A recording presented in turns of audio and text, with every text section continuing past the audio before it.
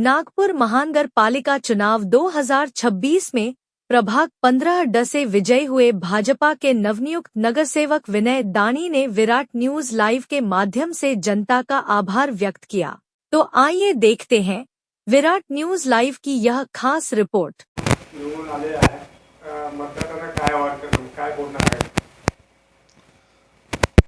भारतीय जनता पार्टीच्या शीर्ष नेतृत्वाने म्हणजे महाराष्ट्राचे मुख्यमंत्री देवेंद्र फडणवीस आणि तसेच या आपल्या नागपूरचे सर्वेसर्वा नितीन गडकरी या सर्वांनी बावनकुळेजींनी सगळ्यांनी मिळून मला माझ्यावर विश्वास ठेवून मला जी उमेदवारी दिली, मी निवडून आलो।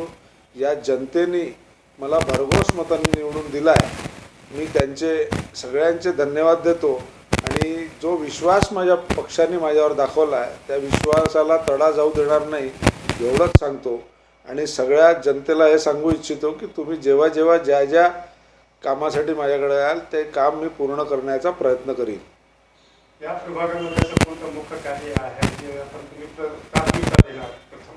मुख्य रस्त्याची काही कामं आहेत, डांबरीकरण आहे, गटर लाईनची काही कामं आहेत, कचऱ्याच्या समस्या आहेत, याबद्दल मी लक्ष देणार आहे। आणि माझ्या प्रभागामधले सगळे जे क्रीडांगण आहेत, ग्राउंड्स आहेत, हे ग्राउंड म्हणूनच वापरात राहतील आणि त्याच दृष्टीने त्याचं सौंदर्यीकरण होईल हे पक्क। त्याच्यात काही दुमत नाही की आपण तिथे दुसरं काहीही करणार नाही।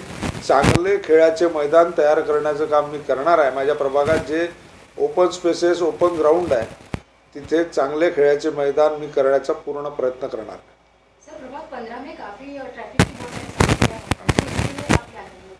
बहुत सारी चीज़ें डॉक्टर लोगों का भी है, रामदासपेट, धंतोली इस इलाके में डॉक्टर लोगों के कारण भी बहुत सारी समस्या है, पार्किंग की समस्या है जिसके कारण ट्रैफिक जाम होते रहता है।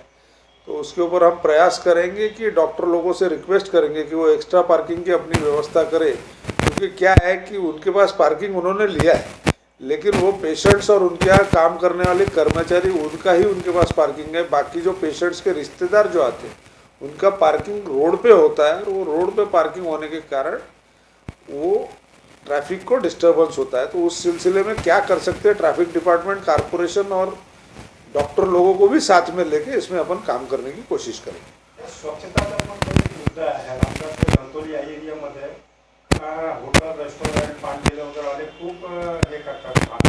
तर यामध्ये आपण सगळ्यांना सोबत घेऊन काम करण्याचा प्रयत्न करून, कारण इंडिव्हिज्युअल मी काम करून होणार नाही, सगळ्या लोकांना सोबत घेऊन आपल्याला याच्यात काम करावं लागेल। तसेच हॉटेलवाल्यांमुळे पण आपल्या इथे रामदासपेठेत पार्किंगच्या समस्या आहे। नुसतं हॉस्पिटल्समुळे असं नाही, हॉटेल्समुळे पण आहे, ज्यांचं सगळं पार्किंग आता फार्मलँडमध्ये अनेक हॉटेल्सचं पार्किंग फार्मलँडच्या रस्त्यावर आहे।